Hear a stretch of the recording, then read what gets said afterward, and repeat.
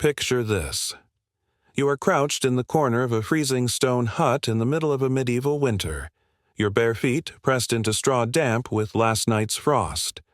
The fire has gone out, but you dare not move. In your hand, you clutch a rough linen pouch filled with a mixture of dried herbs, pennyroyal, tansy, and something that smells unmistakably of rot. The scent is acrid, oily, clinging to your skin long after you let go. Your heart hammers as you remember your mother's warning. Never let anyone see you with these. Not the priest, not your husband, not even your closest friend. If you fail, it's your life on the line. You squeeze the pouch until your fingers ache, feeling the tiny seeds shift inside. The memory of last month's blood, absent now, late, drums in your mind with a panic that outpaces reason. You force yourself to swallow a pinch of the bitter powder, the taste burning all the way down. Your mouth floods with saliva as you fight the urge to gag. The room swims before your eyes, the stale air thick with smoke and the sour tang of animal bedding. Every second that passes is a gamble. Did you take enough? Did you take too much? Will it work, or will it kill you first? A sudden knock at the door shatters the silence. You freeze, breath caught in your throat, pulse roaring in your ears. The footsteps outside are heavy, boots on mud, muffled curses, the sound of a man's voice raised in impatience. Is it your husband returned early from the fields, or has the priest come on another of his unannounced visits? You remember the neighbor who vanished last spring, accused of witchcraft, after a miscarriage and a whispered confession. No one ever spoke her name again. You imagine the noose, the flames, the shame that seeps into your bones long after the body is gone. You want to believe you are different, careful, discreet. But the truth is, every woman you know, young or old, married or not, has her own secret methods, recipes traded in whispers, desperate bargains made between darkness and dawn. The fear is not just of death, but of discovery. In this village, secrets rot faster than bodies. The church says to multiply, to accept suffering as God's will, but the graveyard behind the chapel is filled with women who tried to obey and died for it. If you get it wrong, you'll join them. But here's where the real nightmare begins. Think medieval contraception was simply a matter of harmless herbs and old wives' tales? Think again. The remedies you risk your life for are not gentle. They are poison, sometimes slow, sometimes swift, always unpredictable. For every unwanted pregnancy prevented, a dozen women will fall sick, bleed out, or slip away in fever dreams. Your mother knew it. Her mother knew it. You know it now, each time you measure out another lethal dose and hope you are not the one who's buried before the next moon. You can still taste the metallic bitterness on your tongue as you remember the stories. A cousin dead at 19, her insides blackened by lead, a friend who went mad from mercury, babbling prayers until she wasted away. These aren't distant tragedies. They are warnings, and you carry them in your marrow, knowing that no law, no prayer, no priest will protect you if you fail. The church calls every attempt at prevention a crime, an abomination, a sin against nature, but it does nothing to save the women who die bringing unwanted children into the world. The paradox is as sharp as the hunger in your belly, damned if you try, doomed if you don't. Every evening you watch the men leave for the tavern, their laughter echoing down muddy lanes. You see the priest at his window, tallying sins and souls, his gaze never quite meeting yours. Under the weight of so much scrutiny, the village women become experts in secrecy. Recipes are hidden in the hems of skirts, powders tucked beneath stones in the hearth, instructions passed as lullabies to daughters who will need them all too soon. You wonder if you'll live long enough to pass on your own version of the secret, or will your name join the list of those who paid the price. But here's where it gets even darker. The church's grip is not just spiritual. It is physical, legal, inescapable. Every year, new edicts are posted on the church doors, warnings against wise women and midwives who meddle with God's plan. Punishments escalate. Fines become floggings. Suspicion becomes exile or worse. Yet desperation drives you back to the same deadly remedies, because the alternative, a child you cannot feed, a reputation you cannot salvage, a future you cannot survive, is worse than death. Historical records show the reach of this system. In the 12th century, a book known as the Trotula catalogued both church-approved and forbidden practices, blending the latest medical theory with ancient superstition. Lead, mercury, copper, even animal dung. Each is touted as a potential cure, each a gamble with your life as the stake. Archaeologists in England have found the bones of women riddled with heavy metals, silent testimony to the deadly price of medieval contraception. You listen, half paralyzed by dread, as the church bells ring out across the fields. Each peal is a reminder that time is running out, not just for you, but for every woman forced into this deadly game.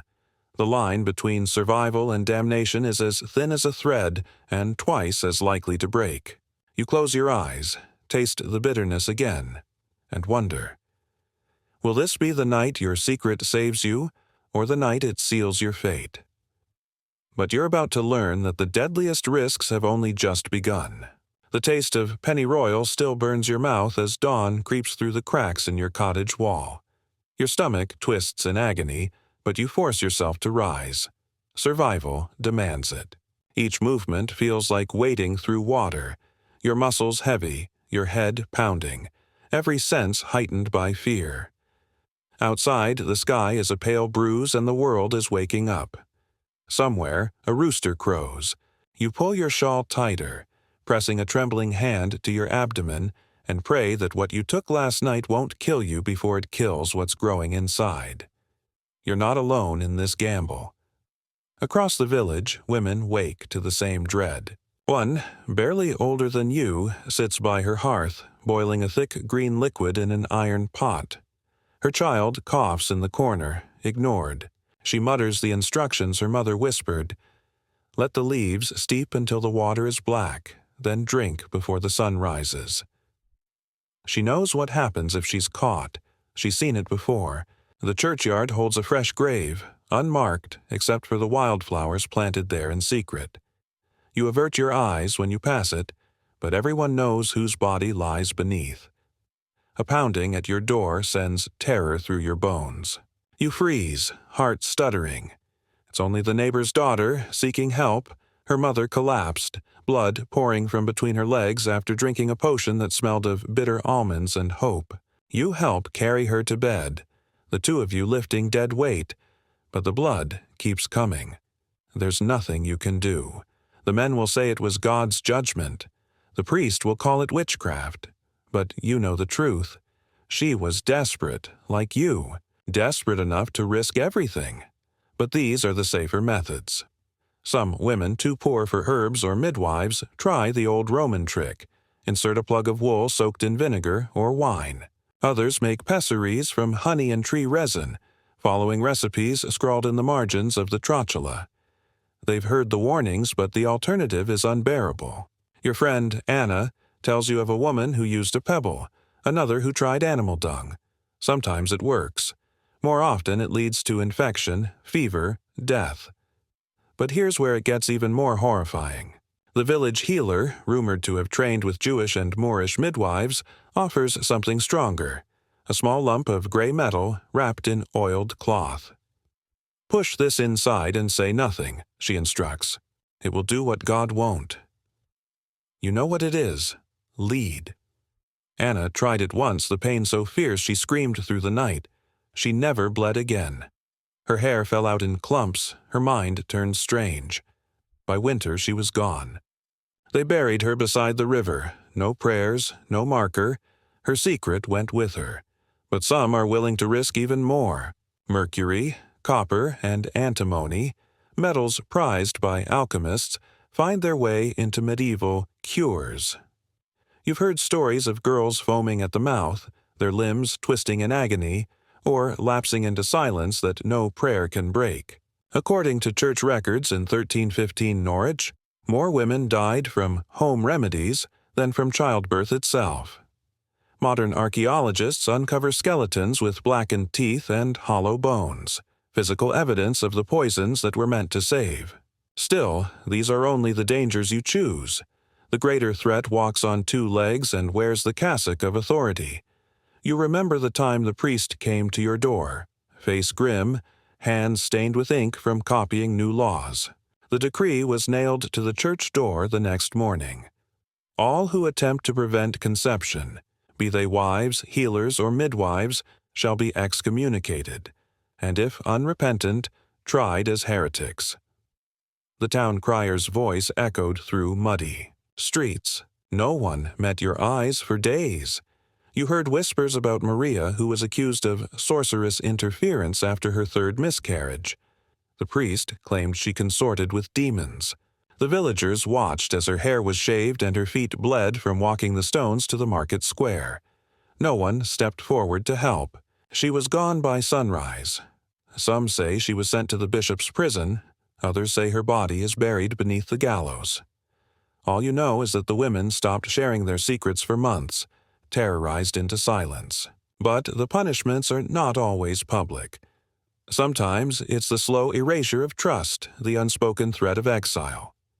You hear of a midwife who fled in the night, leaving behind only a trail of burned herbs and a single shoe. You know she'll try again somewhere else, under another name. The knowledge moves with her, deeper underground each time. For every healer lost, a new layer of secrecy is added. The recipes become more obscure, the risks more deadly.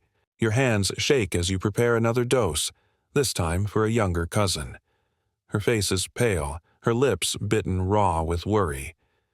You tell her the truth. It might save you. Or it might not. Either way, you can't speak of this. Not to your husband, not to your confessor, not even in your dreams. You say it like a blessing, but it feels more like a curse. You watch her swallow the brew, her eyes shining with a terror you know too well. But the worst consequences aren't always legal. Sometimes the remedy you choose doesn't work at all. You feel the first cramp, sharp and deep, but nothing happens. Days pass, fever comes. You know the signs, another failed attempt. You lie in bed, sweating and delirious, haunted by visions of all the women before you who tried and failed and paid with their lives. Each one thought she would be the lucky one. Right now, you're feeling the weight of these revelations about medieval birth control. The taste of fear, the stench of blood, the threat of punishment, and the growing realization that survival means risking everything. This discomfort you feel isn't just dread. It's recognition. If you want to continue confronting the truths history tried to bury, subscribe now and keep uncovering the hidden testimonies of women who gambled their lives against a system designed to silence them. Your journey into history's shadows is only beginning. As your fever breaks, you hear the church bells ring again, cold and distant. Another day, another chance for discovery, another risk. You wonder how many more will die before the truth is spoken aloud, before survival no longer means facing death in secret. But that day is not today. Not yet. You wake in the dark, sweat-soaked and trembling, haunted by dreams of iron tongs and black water. The fire has gone out. You listen for sounds outside. The footsteps of men returning from the tavern, the barking of hungry dogs, the whisper of the wind through broken shutters. Each sound could mean exposure. Each silence feels heavier than stone. Your body aches from the inside out, muscles cramping, the bitter taste of failed remedies still clinging to your tongue. There's no one to tell. In this world, a woman's secrets are her own burden, until the day they're used against her. But you're not the only one. Word travels fast, sometimes in gasps, sometimes in shrill whispers, about what happened last night in the hut by the river. Marta, the blacksmith's wife, tried a new recipe. Mugwort and rue boiled in cider, then drank as the moon reached its peak. Her daughter found her writhing in pain, blood pouring from between her legs, her lips blue with cold. By dawn, the priest called it God's punishment. Her neighbors dug a shallow grave, tossing in handfuls of wild garlic to mask the stench. No prayers, no marker, only the memory, passed from woman to woman in urgent warning. It's the pattern you can't escape. The circle of women, wives, widows, daughters, and outcasts, meets in the shadows, sharing what little they know. You take turns caring for the injured, cleaning blood from straw, burning ruined linens before the men return. You speak in code, trading herbs for headaches, teas for sleep, powders for restless dreams. Some nights you risk everything for a handful of juniper berries or a pinch of wormwood, smuggled from a peddler too afraid to name his source. But here's where it gets worse. The men in your life, fathers, husbands, brothers, never ask how you manage or why you never swell with child when food is scarce. Their world is built on silence, reinforced by power. The church tells them you are to be fruitful and obedient. Withdrawal is forbidden. Refusal is a sin. The law is on their side, the pulpit as well. If you die, it's God's will. If you survive, it's as if nothing ever happened. You carry the consequences alone. Yet, it isn't only men who police these boundaries. Older women, racked with fear and guilt, enforce the rules as ruthlessly as any priest. A neighbor warns you, do what you must, but never let them see. The last midwife to speak openly was branded a witch. They shaved her head and sent her to the nunnery. She's never been seen again. The stories of vanished women are a kind of currency, a reminder that the price of failure is paid in flesh, not coin. Sometimes even the remedies themselves betray you. The knowledge passed down is as much superstition as science. Jump backward 7 times after sharing your husband's bed. Wear a weasel's testicle on a red string around your thigh. Wash with wine and pray to St. Margaret. You do it all, just in case.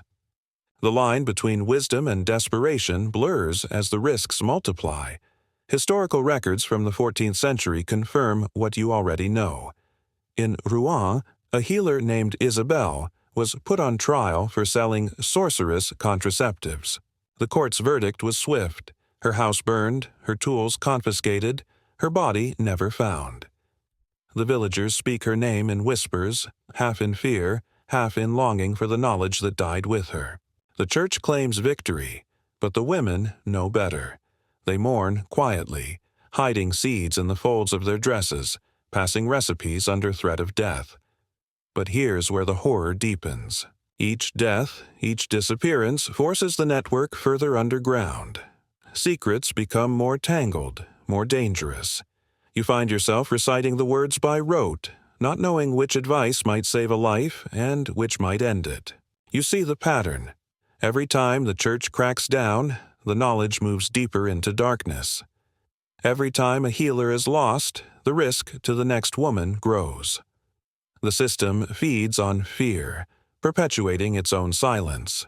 Your own body becomes a battlefield. The bleeding doesn't stop this time. You lie in a fever, the world shrinking to the sound of your heartbeat and the ache in your bones. No one comes. Your husband paces the yard, muttering about curses. The priest refuses to enter the house. In the end, it is your neighbor, the one who once warned you, who braves the door. She sits with you through the night, wiping your brow, whispering stories of her own mother's suffering, her own secret failures. But dawn brings only more loss. The young wife down the road who took a remedy of lead and vinegar doesn't wake. They call it female weakness, but you know the truth. You know it in your marrow. Every woman does. Yet the village carries on. Children run in the mud, men drink and joke, priests write sermons about the dangers of female cunning. Only the women remember, each story, each loss, each desperate gamble. You gather again in the darkness, voices hushed, eyes wide, hands holding tightly to the last scraps of forbidden knowledge. You wonder how many more will vanish before the secrets are lost entirely. But you also wonder how many will survive just a little longer, because you dared to risk everything. What you don't know is that the next death will not be the last. The danger is growing. The old ways are slipping through your fingers, one secret, one life at a time. and the consequences of silence will soon become unbearable. You stare out the window, watching as the mist rolls through the fields, swallowing the chapel and graveyard. The village is quieter than usual. News travels faster than light, and today it brings only dread. At the manor, the noblewoman has summoned the town's only physician. She sits in her high-ceilinged chamber, silk sheets and warm bricks at her feet, while the doctor measures powders by candlelight, powders brought by merchants from Italy, wrapped in parchment, labeled with Latin words you cannot read. You hear the servants gossip. Madam pays for safety, but even gold can't turn poison into a cure. Across the lane, your neighbor shivers in a one-room hut, her hands stained green from gathering wild herbs before dawn. She's too poor to pay for foreign medicine, too clever to rely on faith alone.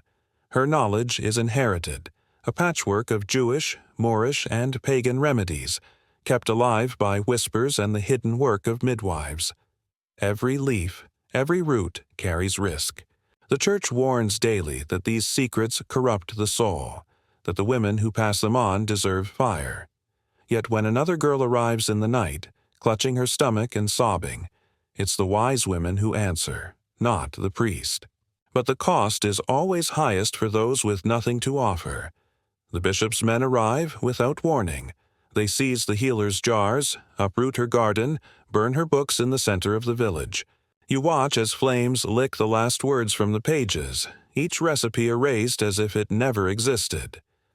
The healer stands silent, face unreadable, as the crowd jeers and the priest recites the charges.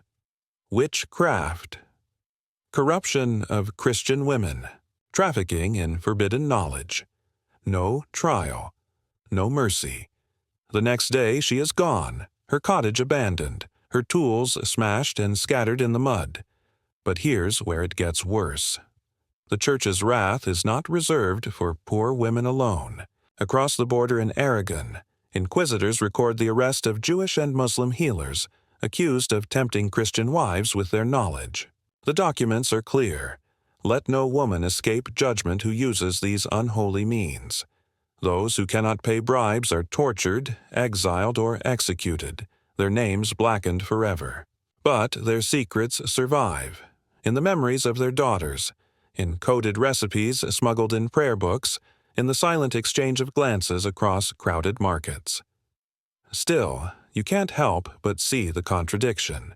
The same priest who condemns contraception in his sermons blesses noblemen's wives behind closed doors, offering them imported herbs for generous donation. In the manor kitchens, the servants joke about which lady will disappear first. Gone too. The city, for rest, they say, but everyone knows the real reason. Wealth buys discretion, even if it can't buy safety. The poor, meanwhile, are left to gamble with whatever knowledge the authorities have not managed to root out. The recipes grow more fragmented, more dangerous with every lost midwife. You count the deaths in your head. You know the names, the faces, the stories whispered by the living about the dead. Each birth is a risk, each failed remedy, a tragedy. Yet nothing changes. The villagers gather in the evenings to share food and news, but the real conversations happen in doorways behind drawn curtains. The threat of exposure is constant. The need for secrecy suffocates. And when the cost grows too high, the network collapses. You see it now. The midwife's absence has left the village exposed, desperate. The women barter for scraps of knowledge, trading bread and wool for a single dried leaf, a rumor, a hope. But here's the turning point. You watch the last of the hidden herb caches go up in smoke, the smell bitter in your nose. For the first time, you wonder if there will be anyone left who remembers how to survive. The young girls watch with wide eyes, learning a lesson older than the Church, that power is built on erasure and that survival often means silence. Still, the need persists. Another girl comes in the night, face pale with fever. Her mother, out of options, tries a brew too strong for a child's body. You hold her hand as the convulsions begin, praying that the screams don't draw the priest's attention. When it is over, there is only silence. The terrible silence of survival paid for with blood. And the cycle begins again. The rich retreat behind stone walls. The poor hide in the shadows. The church congratulates itself on another victory. But you know what they refuse to admit, that each act of destruction only buries the knowledge deeper, pushing it further from light, making it more dangerous each time it surfaces. The world narrows, the secrets shrink, but the need never fades. You find yourself at the window again, watching the mist, counting the losses, wondering if you will be the next to risk everything for the hope of one more day. The final lesson is clear. When survival depends on forbidden knowledge, erasure is the deadliest weapon of all, and the consequences of forgetting are only beginning to unfold. The air inside your cottage is thick, oppressive, heavy with the smell of smoke, blood, and the acrid stench of failed remedies. You pace the dirt floor, your arms wrapped around your ribs as if you could hold your insides together by sheer will. Across the village, the church bell tolls, slow and mournful. Another woman has died, her name whispered in passing, already fading, another secret buried beneath layers of shame. You know her story. Everyone does. She took too much of the wrong herb, or not enough of the right one, or simply tried too late. The details blur, but the horror never fades. You watch as a small procession winds its way to the graveyard. The men carry the body, the women walk behind, heads bowed, lips pressed tight. There are no tears, only silence, a silence born of exhaustion, fear, and the knowledge that it could be any of you next. The priest mutters a quick blessing, eyes averted. He's seen too many of these funerals. No one asks questions. No one wants to hear the answers. Inside the circle of women, the fear grows sharper, more desperate. Each death is a warning, each miscarriage a lesson in pain. The old remedies become more dangerous with every new loss. Some women, driven to the edge by hunger or terror, try even darker cures. You hear stories of infanticide, whispers, never spoken aloud, of mothers who take the ultimate risk, trading one life for the slim hope of saving the rest of their family. You want to judge, but you understand. In a world where another mouth to feed means starvation, every choice is a gamble with no winners. But here's where it turns truly nightmarish. The symptoms grow more gruesome with each attempt at prevention. Women develop fevers that never break, shivering in their beds for days before death comes as a mercy. Others lose their minds, their thoughts spiraling into terror and confusion. Some bleed for weeks, their bodies hollowed out, their faces gaunt and gray as the sky. You tend to them as best you can, changing rags, muttering prayers, sharing what little knowledge remains. But your hands are tied by ignorance and fear, and you know that nothing you do is enough. Historical records from 15th century England describe this hidden plague. Coroners list the deaths of women barely out of childhood, their bodies marked by the unmistakable signs of poisoning. Gums blackened, teeth rotted, bones brittle as ash. The official cause is always female weakness. But you know the truth. The evidence lies in every home, every graveyard, every whispered warning passed from mother to daughter. Still, the cycle repeats. The church preaches that suffering is proof of virtue, that death is the price of disobedience, that only sinners seek to control what God has ordained. Each new funeral is twisted into a sermon, each act of survival painted as rebellion against heaven. The village listens in uneasy silence. Some believe, most pretend. All are trapped. But the cruelty doesn't stop at the church door. The men reinforce what the pulpit commands. If you confess your fears, your doubts, your secret attempts at prevention, you risk a beating or worse. The law offers no protection. Your choices are submission or defiance, obedience or death. And when the worst happens, when a woman dies from a remedy or an act of despair, the blame is always hers alone. You watch the next generation of girls, their eyes wide and frightened, learning the old songs, the coded recipes, the dangers wrapped in lullabies. You want to protect them, to teach them everything you know, but you also want to spare them the pain of knowledge. Yet ignorance is its own form of death, and the secrets refuse to die. There are moments in the darkest hours when you dream of a world without these dangers, a world where knowledge is shared openly, where medicine heals instead of harms, where survival is not a crime. But dawn always breaks, harsh and cold, and the cycle begins again. The pressure to survive, to remember, to pass on the forbidden wisdom grows with every loss. You become the keeper of secrets, the last link in a chain of resistance forged in desperation. But the links are breaking, one by one. The stories are fading, the remedies growing more dangerous, the consequences more deadly. The horror is not only in the dying, it is in the living, in the fear, in the endless repetition of pain. Still, you gather with the other women in the shadows, sharing what little you know, refusing to let the last fragments of knowledge be lost. For now, survival depends on risking everything, knowing that tomorrow another name will be whispered, another grave dug, another secret erased. And the most terrible truth of all? The world beyond your village has already forgotten the price you pay. The horror has become routine, normalized, invisible, unstoppable, but you are not finished. Not yet. You will carry the secrets as long as you can. You will teach the girls what the church tries to erase, and you will hold on to hope, thin, flickering, but alive, that someday someone will remember why so many women died and why the cycle must finally be broken. You see them in your dreams first, bodies wrapped in linen, faces hidden, carried through muddy streets toward the churchyard. They are your friends, your sisters, your daughters, each one a casualty of knowledge turned lethal, of desperation punished as sin. Dawn breaks gray and cold as you make your way past the rows of fresh graves. Some are marked, most are not.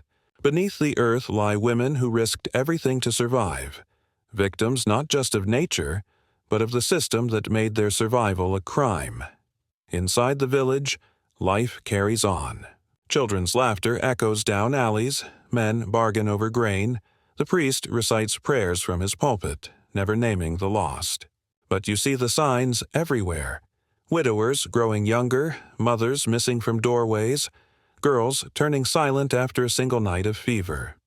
You carry their stories in your bones, an unspoken history written in pain.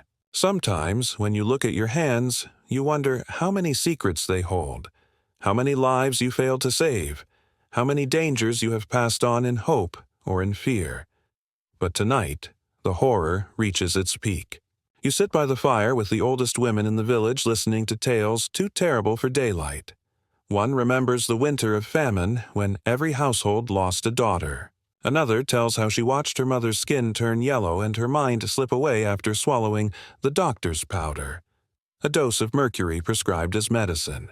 Someone else recalls her cousin's madness, her eyes wild and mouth full of blood, after trying a new cure for the 5th time in a year. The stories overlap, the pain universal. Each woman carries her own chapter of the same tragedy. But the truth is deeper, more chilling. You learn of the archaeologists who, centuries later, uncover skeletons of young women in village cemeteries, bones marked with the unmistakable signs of lead and mercury poisoning, spines warped by infection, teeth blackened and crumbling. In 2019, researchers at the University of York analyzed the remains, finding heavy metals in the bones, evidence of toxic remedies meant to prevent life, but which only hastened death. The proof is etched into the very bodies that once walked your world. Final, inescapable testimony to the price paid for forbidden knowledge. And yet, for all this suffering, nothing changes. The church bells still toll, marking the hours with indifference. The laws remain, condemning any woman who seeks to control her own fate. The men of the village enforce the rules, parroting sermons that make your grief a sin. The cycle repeats, generation after generation, each woman inheriting the same choice: risk everything or surrender to a life that is not your own. You understand, finally, that the system is not broken. It works exactly as intended. The knowledge is pushed deeper, forced into darkness, growing more dangerous with each passing year. The women who survive do so by hiding, by lying, by passing secrets hand to hand beneath the notice of those in power. The rest are lost, unnamed and unmourned, their deaths serving as warnings to the next generation. The world calls it order. You know it as a quiet, sanctioned massacre, and yet, in the darkest corners, something endures. The chain of memory is never quite broken. In each whispered recipe, each warning shared by candlelight, each act of kindness between women, there is resistance, a fragile defiance that refuses to die. You teach the girls what you can, show them which leaves to avoid, which powders to fear. You tell the stories, even when you can barely speak them aloud. For as long as you remember, the truth will survive, even if only in fragments. Now you step outside, the night cold and clear. Above you the stars wheel silently, indifferent to the suffering below. You take a breath, feeling the weight of history pressing down, and wonder if anyone will ever know how many women vanished into these shadows, how many gambled their lives for a chance at freedom. The church bells toll midnight. Somewhere, a baby cries. Somewhere else, a woman waits in silence, hope and terror tangled in her heart. You came into this story believing that medieval contraception was nothing more than superstition and ignorance. Now you leave understanding that it was a system, a machine of control, fueled by fear that killed more than it protected. If this journey into history's darkest corners has awakened your appetite for truth, subscribe now to keep uncovering the stories that textbooks refuse to tell.